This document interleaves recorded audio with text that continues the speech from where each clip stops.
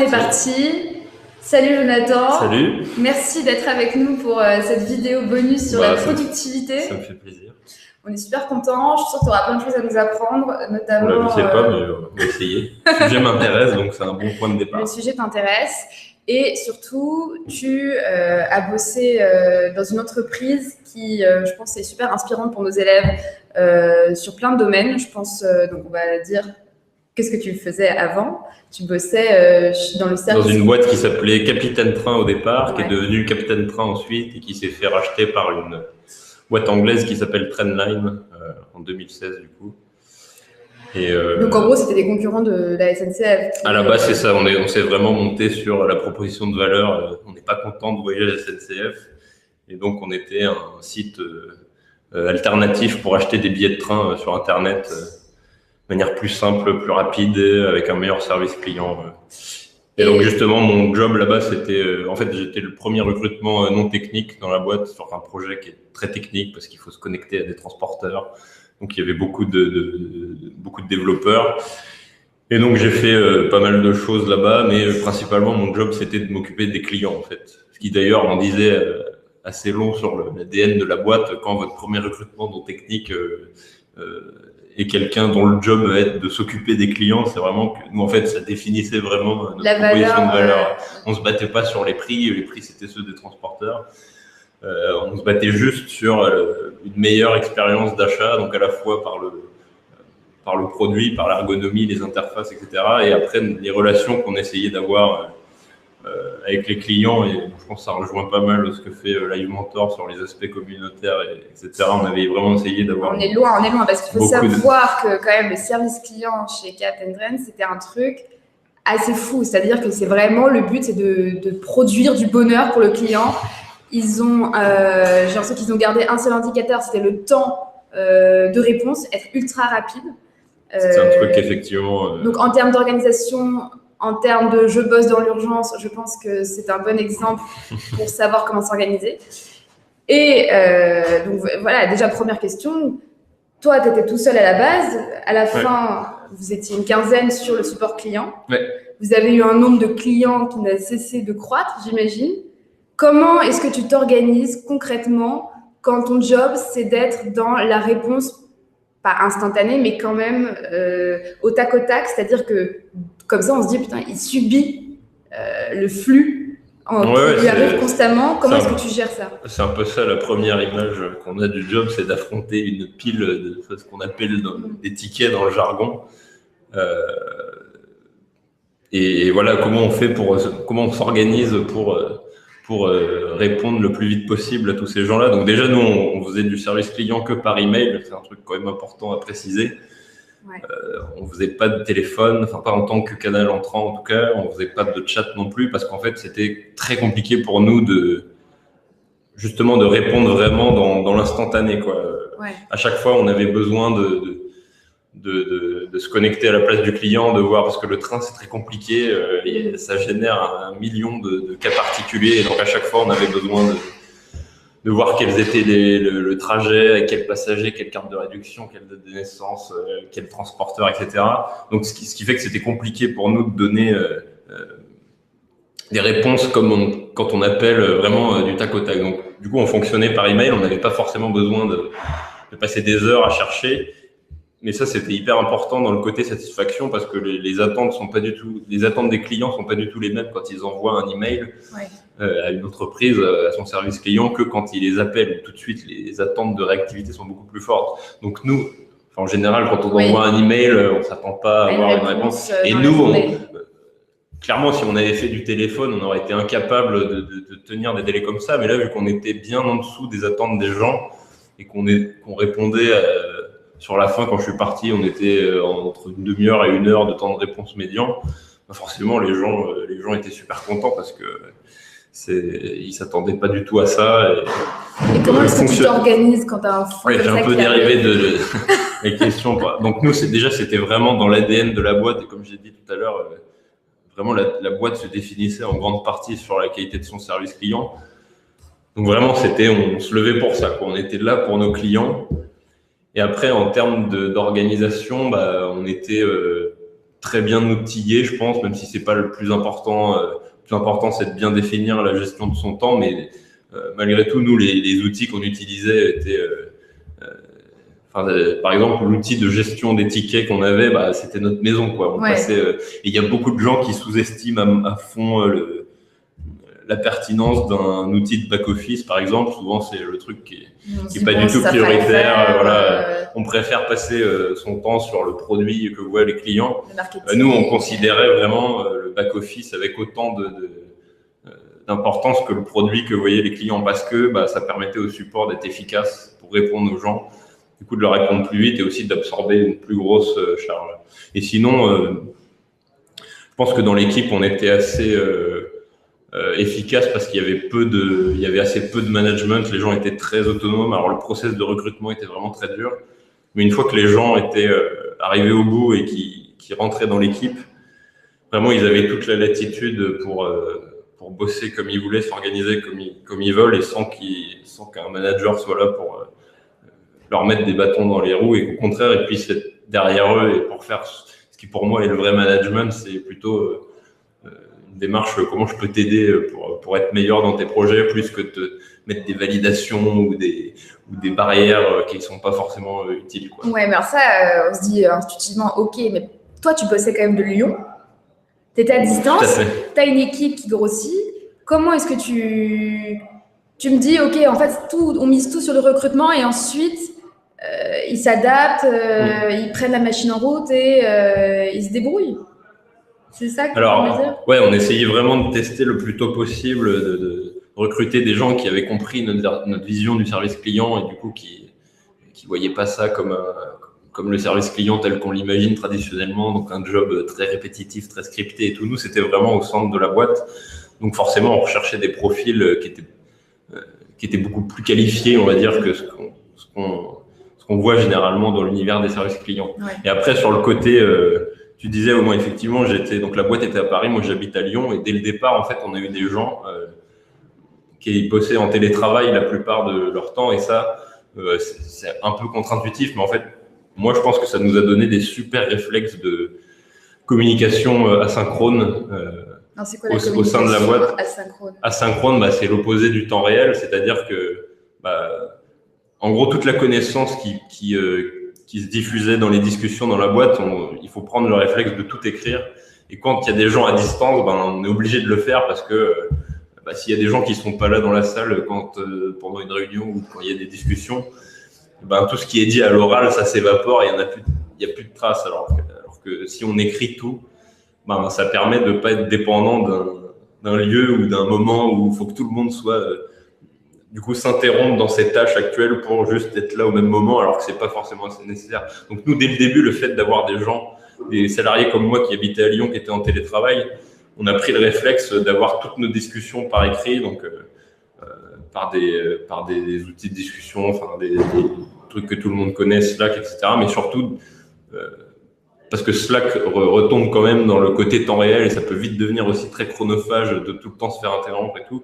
Ce qui est plus intéressant, je pense, c'est d'avoir des espaces comme des wikis nous, on avait un wiki interne qui était vraiment la base de toute notre connaissance interne et sur lequel il y avait absolument tout en toute transparence et n'importe quel employé avait accès à toute la connaissance de la boîte sans que ce soit dépendant de sa présence à une réunion, par exemple. Donc typiquement, il y avait, je sais pas, tous les comptes rendus de toutes les réunions des autres équipes.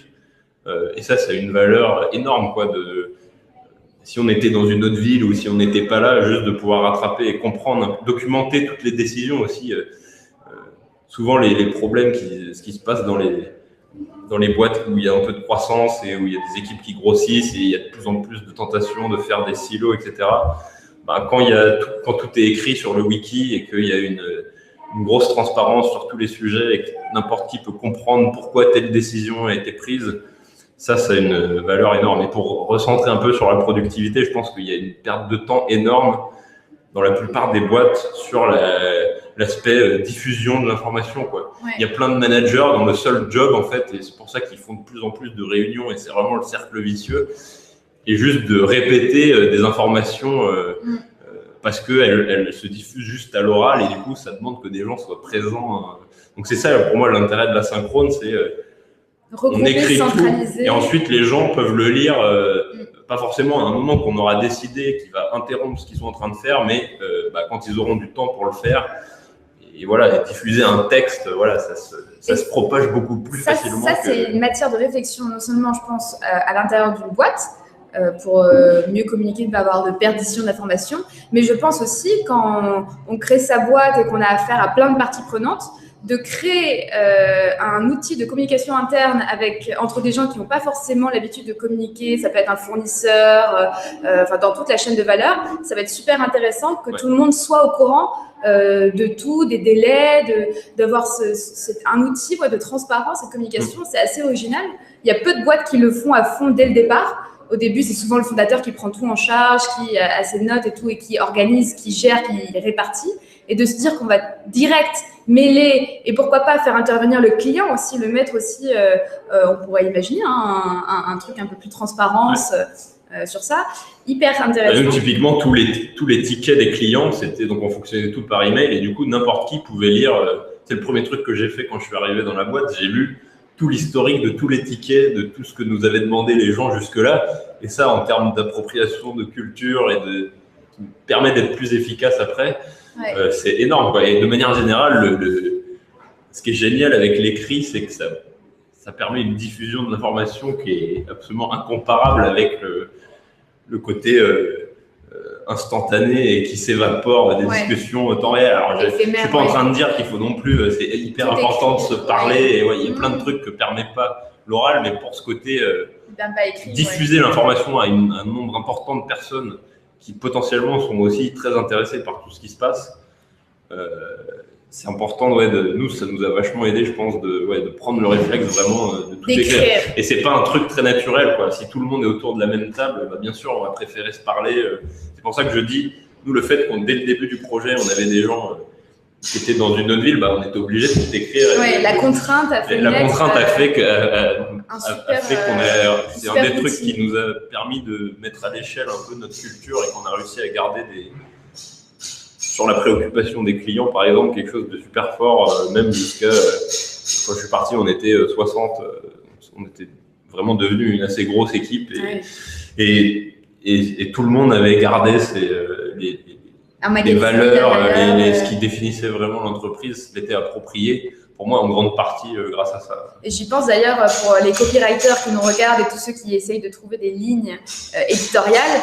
Je pense que Captain Train est un vrai exemple parce que vous vous êtes créé vos propres fans et vous avez vraiment créé une communauté qui vous a fait de la pub grâce justement à cette ligne éditoriale très humoristique, très authentique, très transparente, qui a fait que, en fait, un outil de réservation de billets de train a développé finalement un vrai contenu, un truc de base, quoi.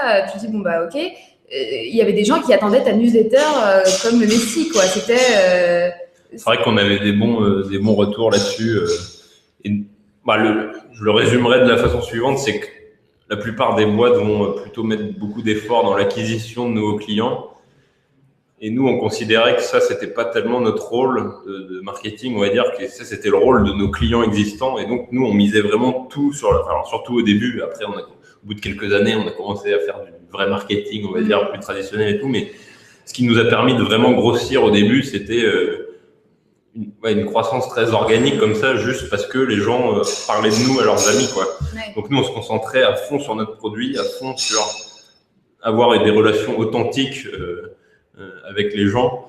Et bon, maintenant, il y a plein de startups qui ont compris qu'il fallait pas s'adresser aux gens d'une manière très corporate, etc. Ouais. C'est vrai que nous, le projet est assez vieux et quand on a commencé à faire ça au début des années 2010, il y avait moins je pense que ça sortait encore plus du lot que maintenant où moi, je vois plein de boîtes qui...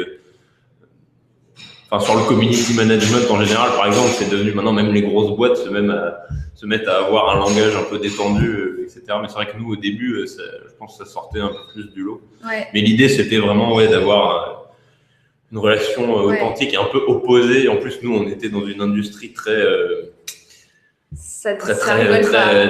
très vieillissante, quoi, pour rester poli, très corporate, etc. Et nous, sur la manière dont on communiquait, forcément, il y avait un gros contraste. Un décalage.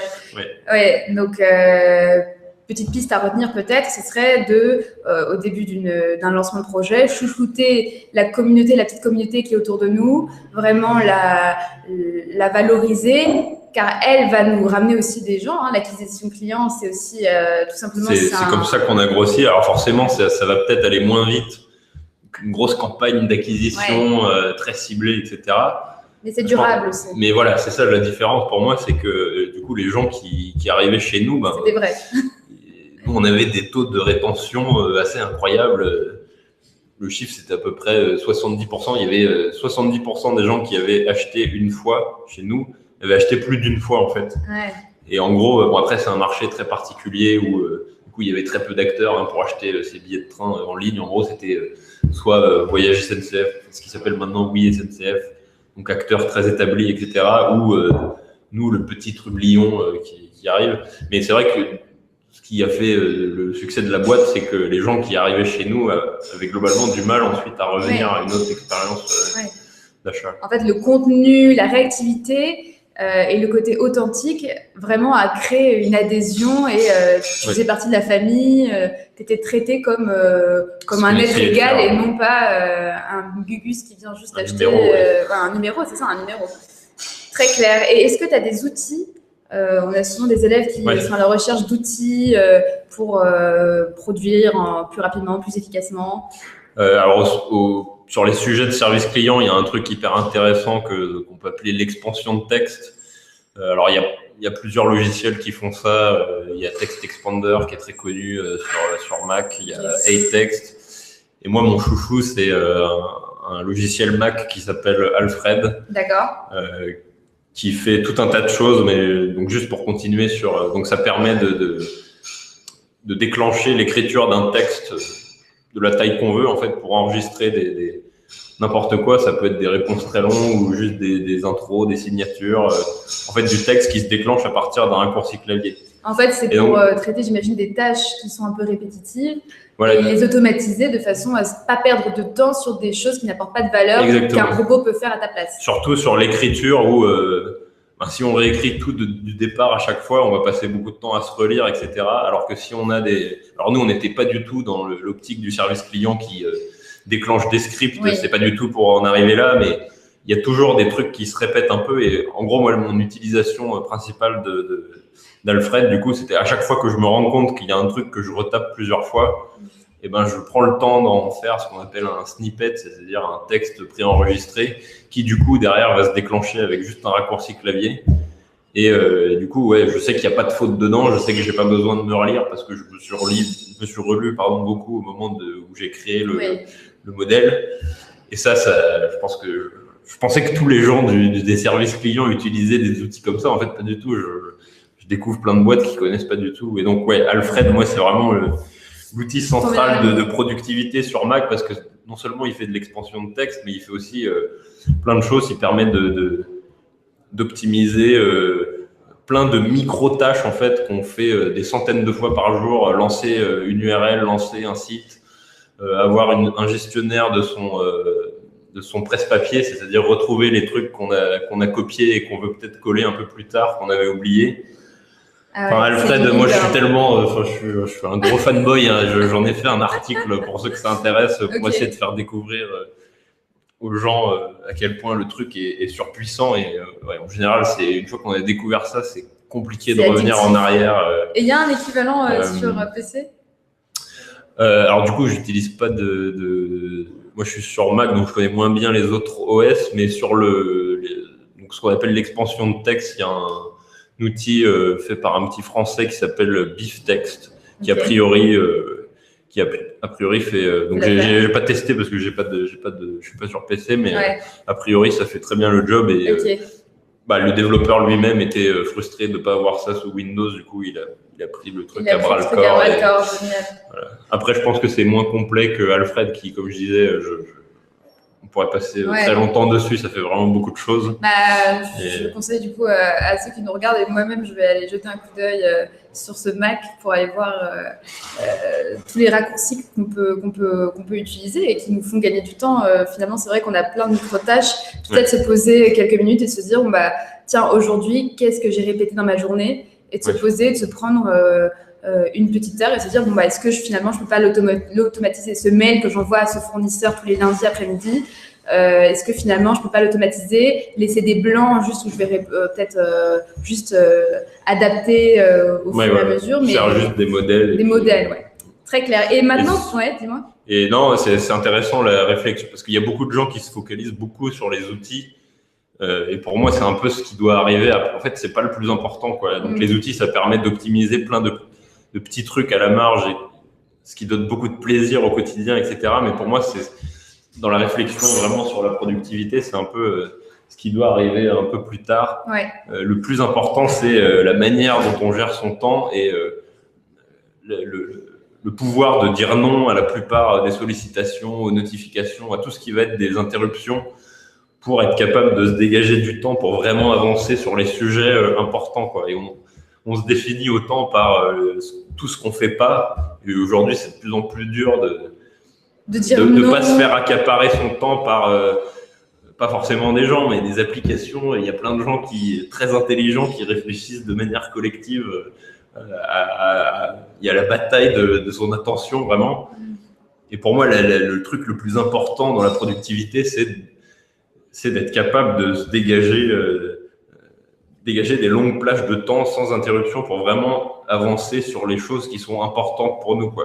Et pas juste faire des petites optimisations à la marge avec des outils qui sont intéressantes, mais pour moi, ça arrive un peu après dans la réflexion. Par exemple, moi, ce que j'ai fixé, c'est marrant que tu dis ça, on s'est fixé avec Alexandre un jour par mois, on s'est dit le dernier mercredi du mois, et on va réfléchir à des nouveaux projets sur lesquels finalement on veut avancer. Prendre un peu de recul. C'est se dégager du temps, en fait, qu'on n'a jamais. Et j'aurais pu prendre rendez-vous avec moi-même, c'est-à-dire je me fixe un rendez-vous avec moi-même, je m'accorde du temps et je me plonge sur des sujets finalement que je ne vais pas aborder tout au long de la journée. Et si on prend pas le temps de se bloquer vraiment du temps dans son agenda, en fait, ça n'arrive jamais. Ça n'arrive jamais, Donc faut faire cet effort.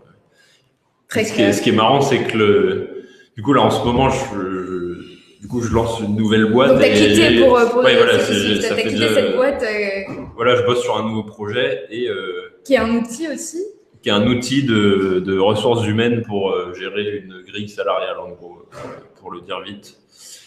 Et en même temps, j'écris un livre aussi sur le service client. Et du coup, c'est marrant parce que c'est vraiment deux types. Donc, pour écrire un livre, ça demande... C'est typiquement la tâche qui demande des longues plages de temps ininterrompues. S'immerger dedans, être en immersion. Il ne faut vraiment pas être interrompu, donc il faut des longues plages.